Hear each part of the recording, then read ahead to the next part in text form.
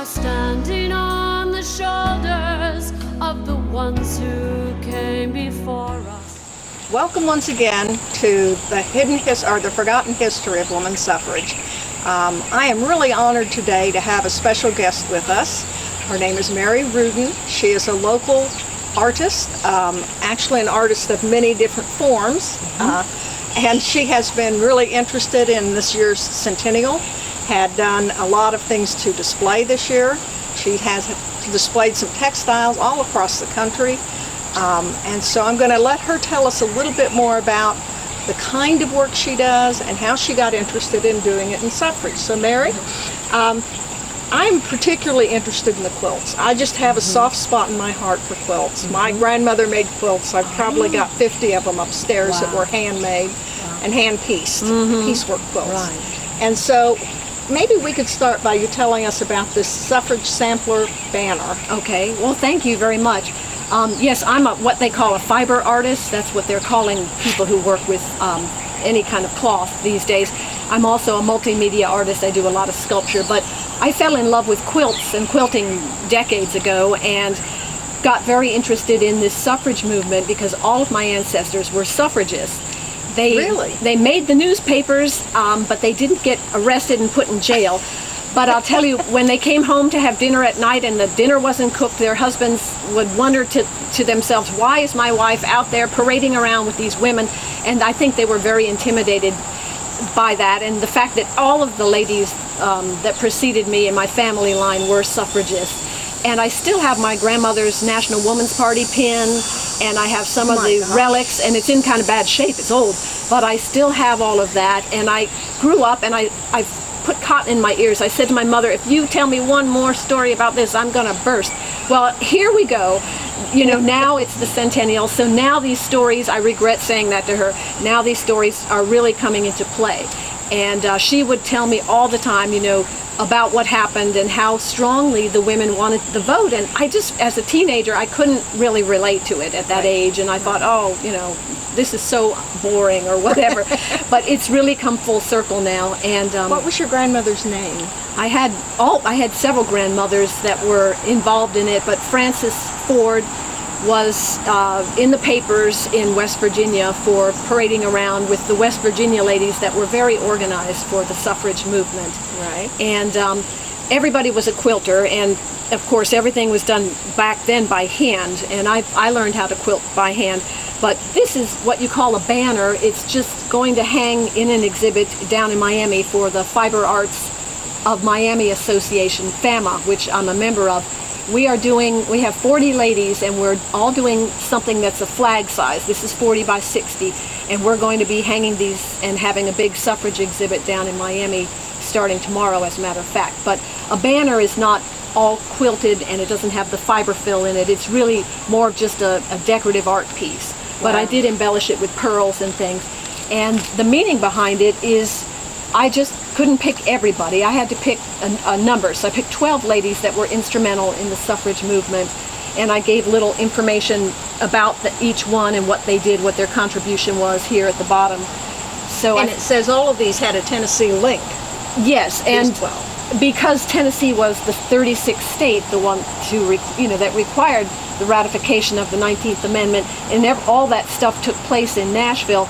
Many of them were in Nashville working towards that goal and at the last minute and so on. But several of these ladies lived in Nashville, of course. Ann Dallas Dudley, Lizzie Crozier French from Knoxville.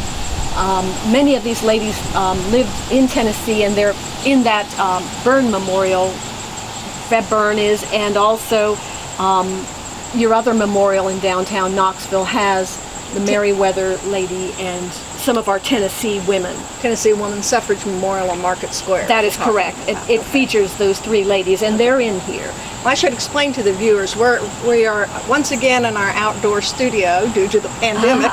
We have not been in the studio since March. It's been closed. So we have a little background noise, unfortunately, and a little bit of wind, which makes it a little hard to show things. But that is certainly a beautiful piece. And is that a cameo at the top? It's sort of a cameo. It just has lace in it. The actual quilt has something sewn into it. But this has to get rolled up and shipped to Miami tomorrow, as a matter of fact. But I really felt it was so important to celebrate the centennial through the arts, and I've had actually 6 art exhibits that celebrate the centennial in several different states. So I'm proud to say states all over the United States are participating and doing things for women's suffrage.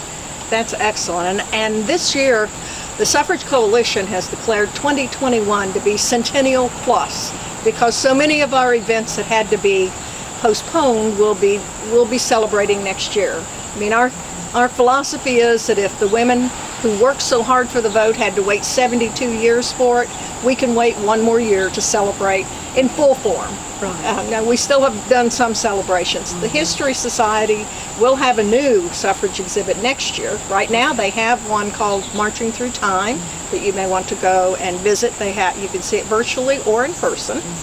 And I think Mary has a special piece in that. Yes, I have. I designed a bronze bust statue of Lizzie Crozier French, the Knoxville suffragist that's so well known, and it's about 1.5 lifetime size when you're talking about sculpture. So it's a bronze bust of her that's 1.5 times normal size. It's on a pedestal, so it stands about 5.5 feet tall, and it's on display at the East Tennessee History Museum until I think December. In December they're going to take it out. It's a very nice exhibit that explains the history of women's suffrage and a lot of things about Lizzie Crozier French. So what material is the bust made from? Well, I sculpted out of clay, and as you know, we had a lot of old photographs of Lizzie, and I've pictured her in approximately 1869. I figured she's about that age when I created the sculpture of her. So she's a young woman, and I have to sculpt it in clay from those old black and white photographs, and then it goes through a process like all clay sculpture in order to become a bronze, and then it's put onto a pedestal. And but I think it's very educational and interesting, and we definitely want to regard her highly and for all of her contributions. It's amazing to me. She makes everybody pale by comparison with how much she actually did for the community and for women, and it's truly amazing. She just never stopped. That's right. It was really her life's work. And now you found, I think, a banner. Yes, there was a banner in her honor at the National Women's Party it's in Washington, D.C., and they honored her with this beautiful banner that's purple. It's a textile, so again, as a fiber artist, you might say it's a piece of fiber art, but she was honored in a banner there, and you can see it at the Belmont Paul House in Washington, D.C. It's now part of the National Park System. That's right, it's part of the National Park. It used to be the Belmont Sewell House, I think, yes, or Sewell Belmont House. Right. And there are lots of archives of wonderful documents there from the National Women's Party. So if you've seen the picture of Alice Paul sewing the last star on the victory banner that's right next to Mary here, that last purple star was the Tennessee star. So that picture of her in the Smithsonian, she's sewing the Tennessee star on the banner. And then she threw it out over the balcony to declare victory. And there are many pictures of that as well. So if you've seen that, you might not realize that you were looking at something that was so closely tied to our own area. Now, so bronze, that's a lot of work. Bronze is a long process. It takes months to turn a clay statue into bronze, and it just is. It's an old, the Bronze Age. It's one of the most ancient forms of art in the world, and it's lasting, it's archival, so that's why it's really a fine museum piece. But I can't think of anything further from fabric. Yeah. From fabric to bronze. Well, if you're going to make amazing. a permanent work of art, you want to make it in bronze. A lot of artists could carve marble, but even Michelangelo's David, it's starting to crumble and the marble is old and things. But as an artist, it's really, if you want to make an impact in the art world and leave a legacy behind, you want to make something out of bronze. And then the textiles, they have their place too. If they're well cared for, they will last forever. There are textile museums all over the United States, and we have textiles from a long, long, long time ago. But in terms of quilting, talking about that exact scene with Alice Paul letting the flag down over the balcony, I used that in one of my quilts, and I used the old historic photograph of her, and it's all in color with purples and things, and I've used her in other motifs because I really feel she was amazing. And one of her slogans was, "There is nothing complicated about ordinary equality." And I used that in this little button that a commemorative button that I made with her with just the beautiful. stars, and that's a painting that I did of Alice. Well, you know, sometimes when we get into really hotly debated social issues, people get lost in the hysteria and in the fear and in the crazy things people say will happen. And so just getting back to the basic fact of basic fairness. Why shouldn't we be fundamentally fair to everyone? She had a good way of bringing it back down to earth with that statement, didn't she? That's right. Tell me about some of your other quilts now. Well, let's see, I produced 6 quilts, and Oh, it was a lot of work, and they're on display right now at the Southeastern Quilt and Textile Museum in Carrollton, Georgia, which is just outside of Atlanta. And they are doing a suffrage memorial. That's the reason for the exhibit, and they are open to the public. They just require the masks like any other museum, and a few people at a time in there. But it's also online, and we've done a video and things with them. But they like the fact that they had educational quality. I have Alice Paul, and I used my other hero, I think of her as the matriarch, Susan B. Anthony, in a lot of the quilts. And I designed this little logo almost, and her slogan that I love so much is "Independence is happiness."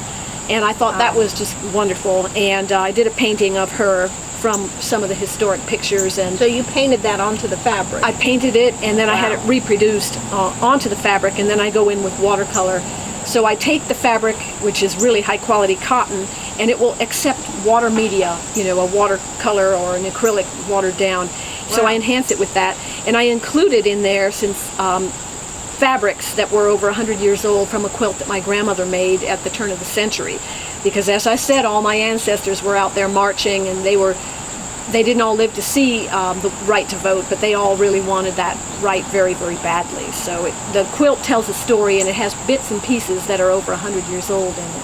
This is just a small miniature of it, but that's what I've done. And we know Susan because of the coinage. There was so much stamps made with her and coins, and there's quite a few bronze busts actually of her. So another reason for doing bronze busts of these ladies that are important is it goes down in history. It's something that museums want to hold on to. Right, and that's good. You know, Central Park had no real women statues in all the park statues, and they had numerous men statues. And this last week they unveiled a suffrage statue that had Susan B. Anthony and Elizabeth Cady Stanton and Sojourner Truth. Yes, Sojourner Truth was the third person on it. So we're really excited to see that happening all over the country. It's a beautiful work of art. And Knoxville has 2 That's fully right. bronze statues. That's right. It With does. a total of 5 different figures on them. And we are right now in the process of making a very nice bronze marker for Lizzie Crozier French at Old Gray Cemetery. That's right. Tell me, you know, Old Gray Cemetery is one of the, from I guess the 1800s, what they used to call a garden cemetery. Yes. With statuary Yes. and lots of landscaping. It's a beautiful, if you've not been there, it's on Broadway, you need to go see It's it. a national arboretum. It has the arboretum status, so it's very interesting to look at. And they have at the front of Old Gray a couple of historical markers that were done, I think, back in the 70s maybe. And they list the various mayors and senators and representatives and other important people in there, but don't mention Lizzie. And I've always been annoyed by that. And so one of the projects that the Suffrage Coalition has helped with, and DAR and other League of Women Voters and so forth, have come together to raise the money and to mark her grave properly and tell her story, so that you don't just walk past her grave. That's right.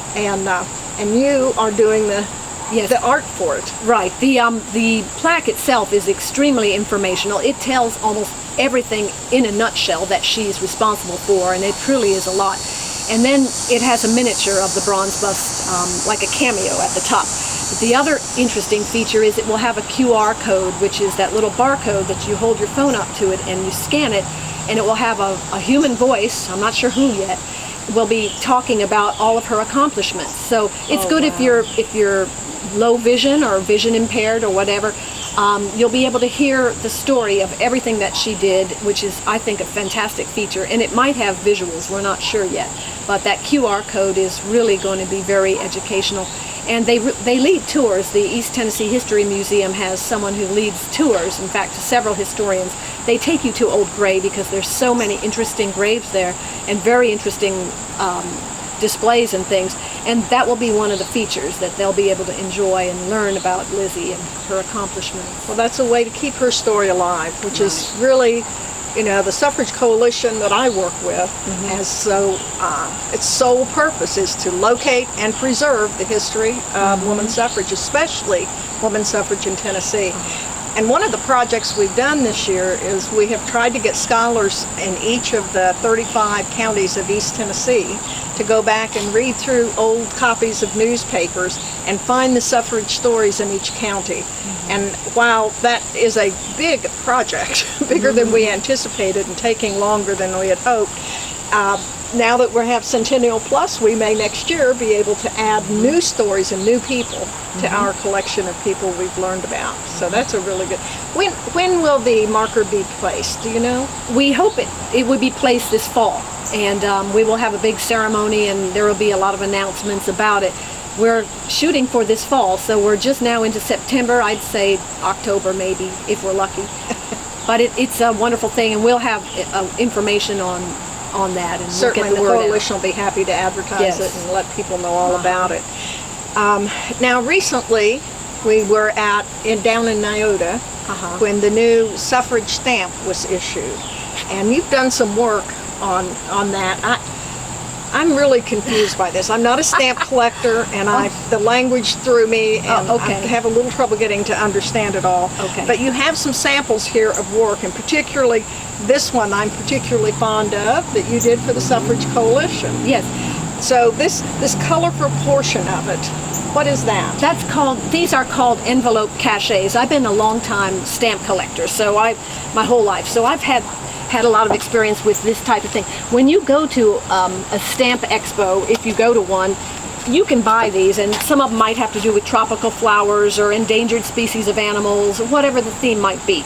In our case, we have the Suffrage Coalition and the centennial of the 19th Amendment. So I was able to design in full color and have these printed on envelopes, and I had to get approval from the post office, which took about 90 days and a lot of permitting to make a pictorial postmark, it's called. And so that substitutes for them just running the lines across your stamp? That is correct. And it will become collectible. I can only use the stamp for another month, and then I have to return it to the Postmaster General, and they will, exit out and ruin it, destroy it, and then they'll send it back to me, and it will be a relic in a museum.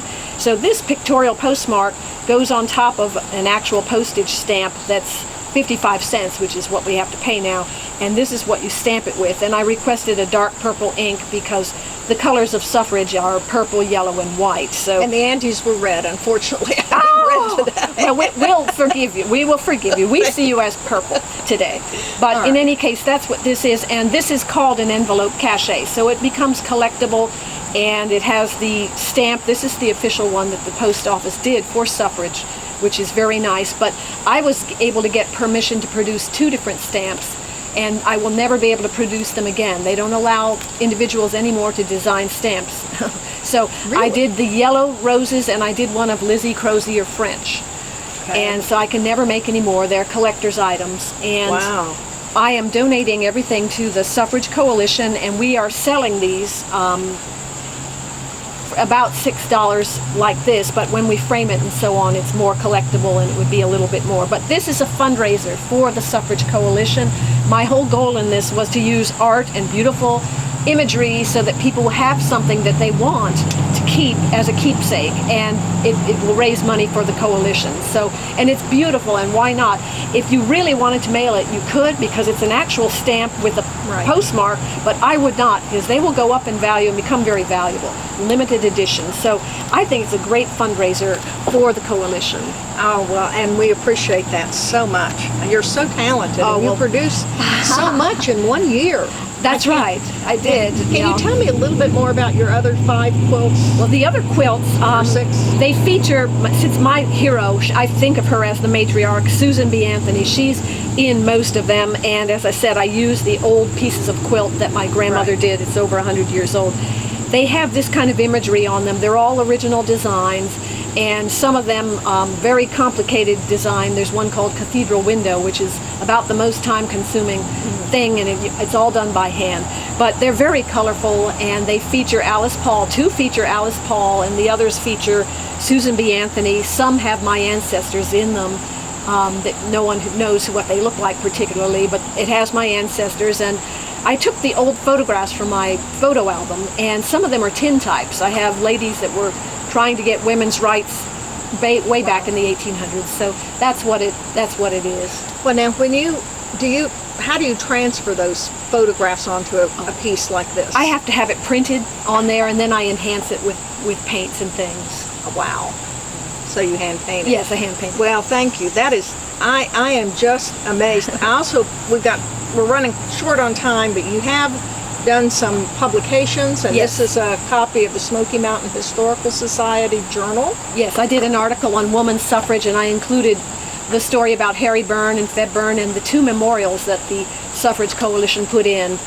And I tell where they are, because a lot of people don't know where they are. And They're right in the heart of Knoxville. Right, and so this magazine goes to many different states and public libraries and such.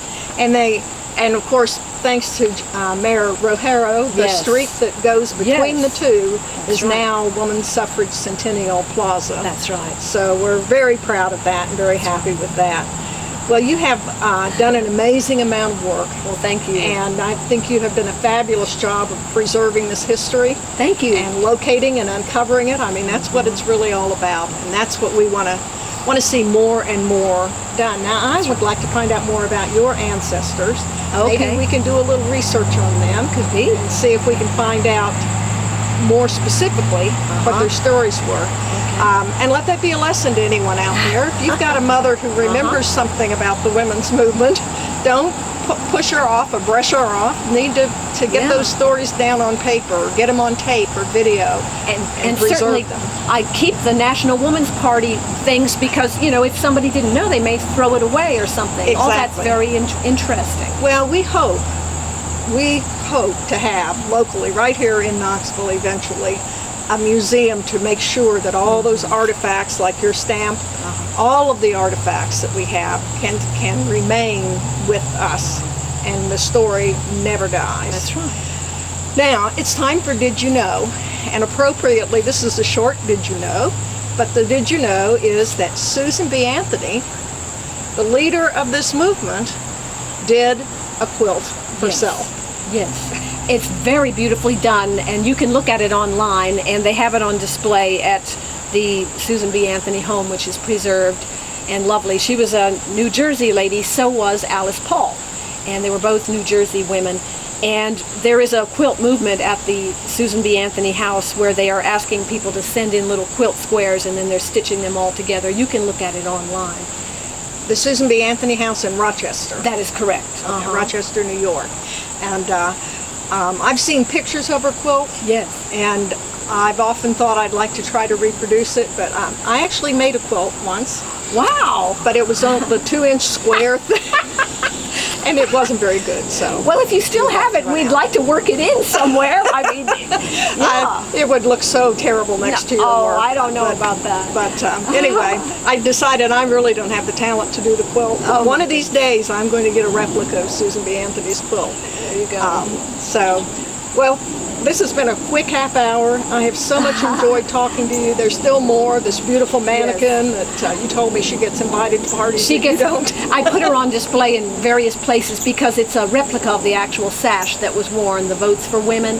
Today, we see them with felt tip marker and Right. All modern kinds of renditions, which is fine. But that was really how it looked. It was ribbons that they actually had to sew on there, and. My grandmother was a good seamstress, and she actually played the piano in the silent movie theater, so she Wow. was very creative. But she helped make those sashes, and distribute them to the ladies. Wonderful history. Wonderful history. Hope we can get you back here soon. And I Thank hope you. that our viewers have enjoyed getting to see just a sampling of some of the work that this woman has done. She's a treasure to Knoxville. Mary Ruden again is her name. Don't forget to look up her quilts and look up her exhibits and keep an eye out, because I have a suspicion there'll be a lot more coming soon. Thank you. Thank you. Thank you very much.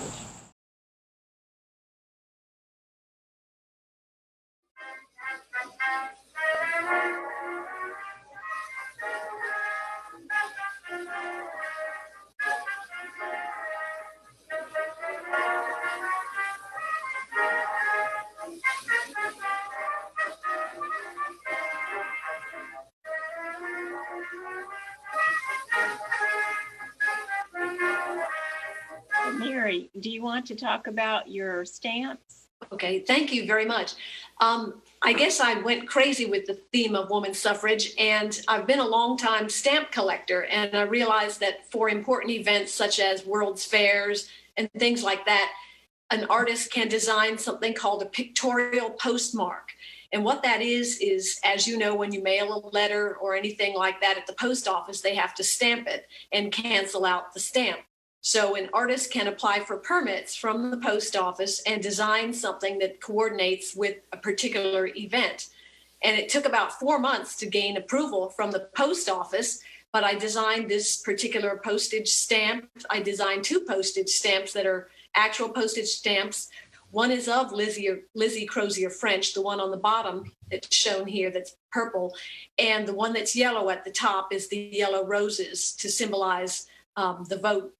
Remember, it was called the War of the Roses. All the men wore a red rose in their collar that day, and only Harry T. Byrne changed his red rose for the yellow rose at the last minute, and that's when everything was ratified. So this stamp cancel, I have to return to the post office in about 60 days, and they destroy it, and then they give it back to me as a relic. So I can only stamp letters or whatever for about 60 days, but they will be collectible. And I also designed the design that you see on the left-hand side of the envelopes. I had a couple hundred envelopes printed with those designs. So this is all to commemorate this event. I thought it was a good opportunity and that I should take it. And I'm glad I did, because then it just is part of history. If you notice, I designed 2 of them. One was done for the Suffrage Coalition, which is a nonprofit organization here in Knoxville, Tennessee. And the other one was just a generic one that says Votes for Women with the yellow roses and things. So I designed 2 of them. And then the pictorial postmark has the lady with the hat and the roses on her hat. So it's kind of a generic symbol of the whole suffrage movement.